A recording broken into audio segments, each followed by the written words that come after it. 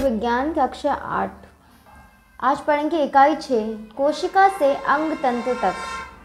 इसमें कौन कौन से टॉपिक हैं इस चैप्टर में? कोशिका की संरचना एवं कार्य, पादप एवं जंतु कोशिका में अंतर, ऊतक का सामान्य परिचय, तंत्र का तंत्र तथा अंतःस्रावी ग्रंथियों का परिचय, पौधों में समन्वयन, हार्मोन्स।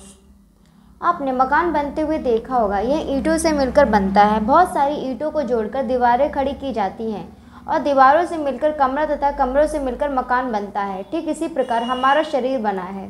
दरअसल शरीर विभिन्न अंग तंत्रों जैसे पाचन तंत्र, श्वसन तंत्र, कंकाल तंत्र आदि से मिलकर बना है। ये तंत्र अंगों से मिलकर बनते हैं जैसे आमाशय, छोटी आंत, नाक, कान, फेफड़े, हृदय आदि। अंग पुनः छोटी छोटी रचनाओं से मिलकर बने हैं जिन्हें ऊतक कहा जाता है। ऊतक सबसे छोटी रचना कोशिकाओं से मिलकर बने होते हैं। संसार में अलग अलग प्रकार के जीव हैं जो एक दूसरे से बहुत भिन्न दिखाई देते हैं, परंतु सभी में एक बात समान है कि सबका शरीर अनेक सूक्ष्म इकाइयों से बना होता है जिसे कोशिका कहते हैं। ईंट की तुलना कोशिका से, ईंटों के समूह की तुलना ऊतक से, दीवार की तुलना अंग से, कमरे की तुलना अंग तंत्र से और मकान की तुलना पूरे शरीर से करके इस बात को अच्छे से समझा जा सकता है। कोशिका से ऊतक बनता है, ऊतक से अंग बनता है, अंग से अंग तंत्र बनता है और बहुत सारे अंग तंत्र से मिलाकर शरीर बनता है। कोशिका जिसको बोलते हैं इंग्लिश में सेल, CELL। कोशिका शरीर की संरचनात्मक एवं कार्यात्मक इकाई है।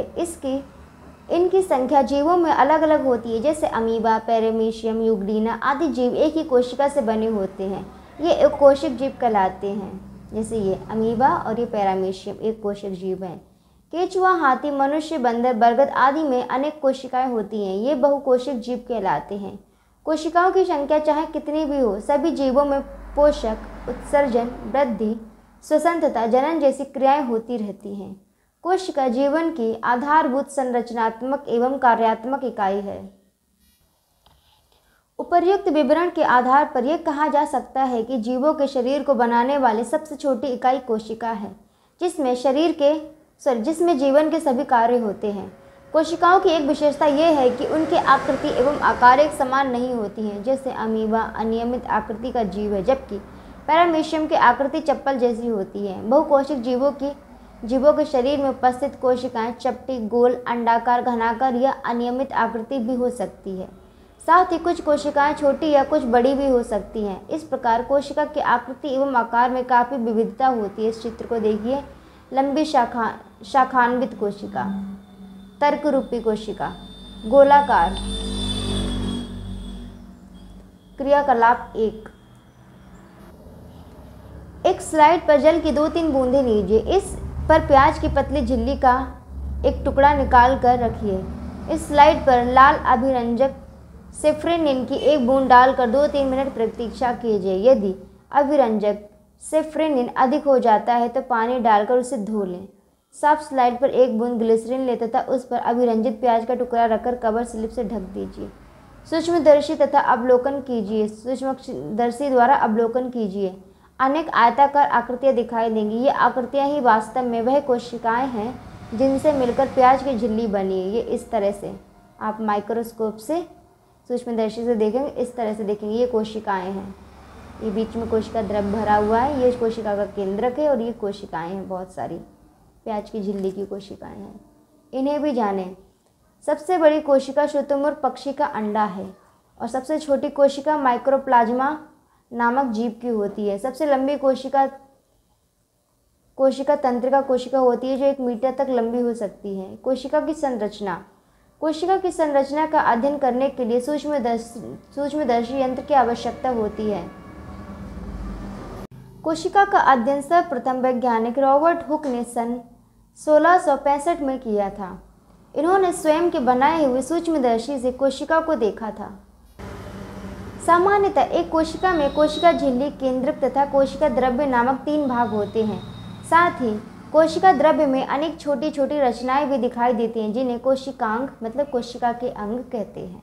संरचनात्मक दृष्टि से पौधे एवं जंतुओं की कोशिकाएं अलग अलग प्रकार की होती हैं।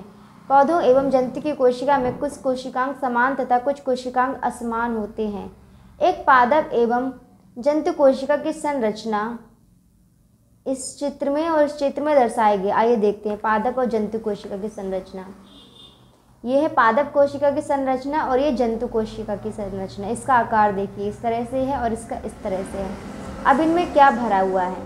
ये बीच में हरा हरा हरित लवण, इसमें ये है बाहर की कोशिका भित्ति, ये है रिक्तिका, बीच में है जल, और ये माइटोकॉन्ड्रिया जो कि इसमें और इसमें दोनों में है। ये देखिए इतने सारे माइटोकॉन्ड्रिया। कोशिका द्रव्य इसमें भरा है, इसमें भरा है। कोशिका झिल्ली ये इसकी है। केंद्रक ये है इसका और इसका ये है। अंतर्द्रव्यी जलिका ये है इसकी, ये और ये है इसकी। राइबोसोम्स ये हैं और इसमें ये हैं, और ये है लाइसोसोम बीच में, और ये है सेंट्रोसोम। तो ये इस तरह से दिखती हैं दोनों। प्रमुख कोशिकांग एवं उनके कार्य। कोशिकाओं में कोशिका झिल्ली, केंद्रक आदि अनेक कोशिकांग पाए जाते हैं। कोशिका में पाए जाने वाले कुछ प्रमुख कोशिकांग एवं उनके कार्य निम्नलिखित हैं। निम्नबते। कोशिका झिल्ली, यह प्रत्येक कोशिका में चारों ओर पाई जाने वाली झिल्ली है जो कोशिका को स्थिर रखती है तथा कोशिका के अंदर बाहर पदार्थों को आदान प्रदान को नियंत्रित करती है। ये सभी कोशिकाओं में अवश्य उपस्थित रहती है। ये देखिए कोशिका झिल्ली, ये देखिए बाहर का जो है ये लेयर अंदर की चीज़ों को अंदर रखे रहती है। कोशिका भित्ति, पौधों की कोशिकाओं में कोशिका झिल्ली के बाहर एक मोटी और मजबूत परत होती है जिसे कोशिका भित्ति कहते हैं। कोशिका भित्ति एक दृढ़ संरचना है जो कोशिका की रक्षा करती है। यह केवल पौधों में पाई जाती है। केंद्रक, यह कोशिका का सबसे महत्वपूर्ण कोशिकांग है जो सामान्यतः जंतु कोशिका के मध्य में होता है, परंतु पादप कोशिकाओं में यह परिधि की ओर होता है। इसका कार्य कोशिका की वृद्धि एवं विभाजन करना है। यह पूरी कोशिका की रचना व कार्य पर नियंत्रण रखता है।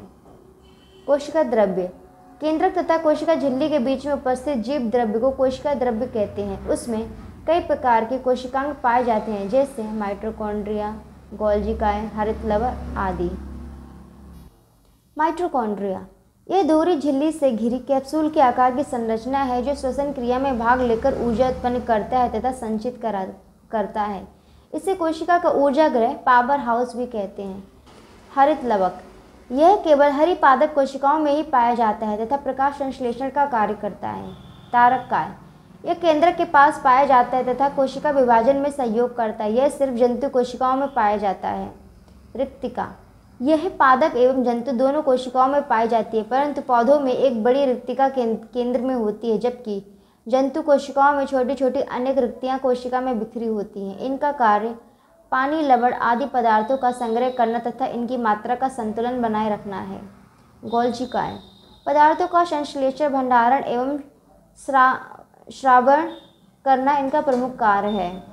लाइसोसोम, ये कोशिका में आने वाले पदार्थों को पचाने का कार्य करते हैं। राइबोसोम, ये प्रोटीन संश्लेषण में सहायक होते हैं। अंतःप्रद्रव्यी जालिका, झिल्लियों की बनी हुई जटिल जालनुमा संरचना अंतःप्रद्रव्यी जालिका कहलाती है जो कि केंद्रक से जुड़ी होती है अथवा इससे मुक्त रूप से पाई जाती है। केंद्रक झिल्ली व कोशिका द्रव्य के बीच में संबंध बनाती है। यह प्रोटीन के संश्लेषण में सहायता करती है। पादप कोशिका एवं जंतु कोशिका में अंतर। दोनों कोशिकाओं के अध्ययन से हम ये जान चुके हैं कि अधिकांश कोशिकांग पादप एवं जंतु में समान रूप से पाए जाते हैं। कुछ कोशिकांग ऐसे होते हैं जो केवल पादप या केवल जंतु कोशिका में पाए जाते हैं, जिनके आधार पर ही पादप एवं जंतु कोशिकाओं की पहचान की जाती है। पादप और जंतु कोशिकाएं। पादप कोशिका में कोशिका भित्ति पाई जाती है, जंतु में कोशिका भित्ति नहीं पाई जाती। पादप कोशिका में हरित लवक पाए जाते हैं, जंतु कोशिका में हरित लवक नहीं पाए जाते हैं। पादप कोशिका में सेंट्रोसोम अनुपस्थित होते हैं, जंतु कोशिका में सेंट्रोसोम उपस्थित होते हैं। पादप कोशिका में रिक्तिका बड़ी तथा संख्या में एक होती है, जबकि जंतु कोशिका में रिक्तिकाएं छोटी तथा संख्या में अधिक होती हैं। पादप कोशिका में केंद्रक परिधि की ओर हो सकता है, बट जंतु कोशिका में अधिकांश जंतु कोशिकाओं में केंद्रक मध्य में होता है। ऊतक, आप जानते हैं कि सभी जीव जीवित प्राणी व पौधे कोशिकाओं से बने होते। अमीबा, पैरामीशियम जैसे एक कोशिक जीवों में सभी जैविक क्रियाएं, श्वसन, पाचन, उत्सर्जन आदि एक ही कोशिका में संपन्न होती है। वह कोशिक जीवों में असंख्य कोशिकाएं होती हैं। इनमें विशेष कार्य कोशिकाओं के समूहों द्वारा किया जाता है, जिसे जैसे मनुष्य में पेशीय कोशिकाओं का समूह संकुचन एवं प्रसारण करता है। तंत्रिका कोशिकाएं संदेशों को पहुंचाने का कार्य करती हैं तथा पौधों में जल का संवहन जाइलम द्वारा होता है। कोशिकाओं के ऐसे समूह को क्या कहा जाता है? शरीर के अंदर ऐसी कोशिकाओं को एक तरह के कार्य को संपन्न करने में दक्ष होती हैं। वे समूह में होती हैं। समान रचना व उत्पत्ति वाली कोशिकाओं का समूह जिनके द्वारा विशिष्ट कार्य संपन्न होते हैं ऊतक कहलाते हैं, जिसको इंग्लिश में बोलते हैं टिश्यू। पादप ऊतक।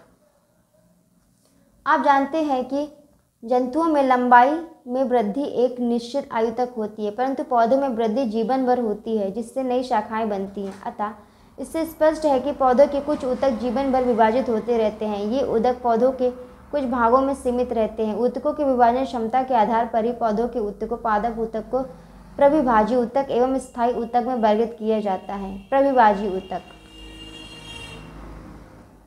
पौधों में वृद्धि कुछ निश्चित क्षेत्रों में जड़ तथा तने की क्रियाओं के शीर्ष भाग में ही होती है। ऐसे विभाजन उन भागों में पाए जाने वाले ऊतक के कारण होता है। ऐसे ऊतक को प्रविभाजी ऊतक, विभज्योतक या निरंतर विभाजित होने वाला ऊतक कहा जाता है। क्रियाकलाप 2। आइए 2 कांच के जार लेते हैं, उसमें पानी भर देते हैं। अब 2 प्याज लेते हैं और अलग अलग जारों पर एक एक कर प्याज रख देते हैं। इस तरह से ये गांठ जो है ये नीचे पानी की तरफ रहनी चाहिए। 5 दिनों तक दोनों प्याजों की जड़ों की लंबाई मापते हैं। पहले, दूसरे, तीसरे दिनों में जार के प्याज के मूल की लंबाई माप लेते हैं। दूसरे जार में रखी प्याज की जड़ को चौथे दिन लगभग 1 सेंटीमीटर काट दें। इसके बाद दोनों जारों में रखी प्याज की जड़ों की लंबाई को 5 दिनों तक पुनः अवलोकन करें और उसमें प्रत्येक दिन की वृद्धि की माप को नीचे दी गई तालिका में लिखें। इस प्रकार का क्रियाकलाप जलकुंभी की जड़ों के अग्र सिरे काटकर पुनः जल में छोड़ भी दिया जा सकता है। प्याज की जड़ों में प्रविभाजी ऊतक का अध्ययन। तो हमको क्या पता लगता है? इससे पहले जार में रखी प्याज की जड़ की लंबाई में क्या परिवर्तन हुआ, दूसरे जार में रखी प्याज की जड़ के अग्र सिरे को काटने के बाद जड़ की लंबाई में क्या परिवर्तन हुआ। जब हम दूसरे जार में रखे प्याज की जड़ के अगले हिस्से को काट देते हैं तो वे वृद्धि करना बंद कर देती हैं। क्यों? स्थायी ऊतक। प्रविभाजी ऊतक द्वारा बनी नई कोशिकाओं में क्या परिवर्तन होता है? क्या वे पुनः विभाजित होती हैं? ये पादप शरीर में विकसित होकर तथा विभाजन क्षमता खोकर अन्य विशिष्ट कार्य करती हैं। इनके समूह को स्थायी ऊतक कहते हैं। जड़, तना, पत्ती तथा अन्य भागों में स्थायी ऊतक देख सकते हैं। ये 2 प्रकार के होते हैं, सरल ऊतक एवं जटिल ऊतक। ये दोनों ऊतक मिलकर बढ़ते हुए पादप का गठन करते हैं। सरल ऊतक एक ही प्रकार की कोशिकाओं से बने होते हैं। पादप निर्माण में उन ऊतकों का विशेष योगदान है। जटिल ऊतक एक से अधिक प्रकार की कोशिकाओं से मिलकर बने होते हैं। इन्हें संवहन ऊतक भी कहते हैं। जाइलम और फ्लोएम जटिल ऊतकों के उदाहरण हैं। क्रियाकलाप 3। गुल मेहंदी अथवा टमाटर का एक छोटा पौधा लें। एक कांच के बर्तन में आधा पानी भरकर उसमें लाल स्याही की कुछ बूंदें डाल दें। इस रंगीन पानी में पौधे की जड़ को डुबोकर छोड़ दें। लगभग 10 से 15 घंटे पश्चात पौधों को बाहर निकालें। पौधे के तनी के अनुप्रस्थ गांठ क्षैतिज काट लेकर हैंड लेंस की सहायता से देखें क्या दिखाई देता है। केंद्रीय घेरे में लाल रंग के छोटे छोटे धब्बे दिखाई देते हैं। ये केंद्रीय घेरे में, जिन्हें संवहन पुल कहते हैं। संवहन पुल जाइलम और फ्लोएम नामक ऊतक से मिलकर बनते हैं। इनसे संवहन कार्य होता है। पादप ऊतक के कार्य। पौधों की जड़ों द्वारा अवशोषित जल एवं खनिज लवण को पत्तियों तक पहुंचाने का कार्य जाइलम ऊतक करते हैं। पत्तियों में निर्मित भोज्य पदार्थ पौधों के विभिन्न अंगों तक पहुंचाने का कार्य फ्लोएम ऊतक द्वारा होता है। जंतु ऊतक। कार्य के आधार पर जंतु ऊतक कई प्रकार के होते हैं। 1. एपिथेलियम ऊतक। एपिथेलियम ऊतक शरीर और अंगों का बाह्य स्तर बनाते हैं। ये ऊतक पूरे शरीर का बाहरी आवरण बनाता है, अतः इसे आवरण ऊतक भी कहा जा सकता है। खगोलीय अंगों जैसे मुख, गुहा, आमाशय, आंत, श्वास नली, फेफड़े, रक्त नलिकाओं आदि की भीतरी सतह इसी ऊतक की बनी होती है। संयोजी ऊतक। संयोजी ऊतक विभिन्न अंगों को जोड़ते हैं और सहारा प्रदान करते हैं, जैसे अस्थि, रक्त आदि।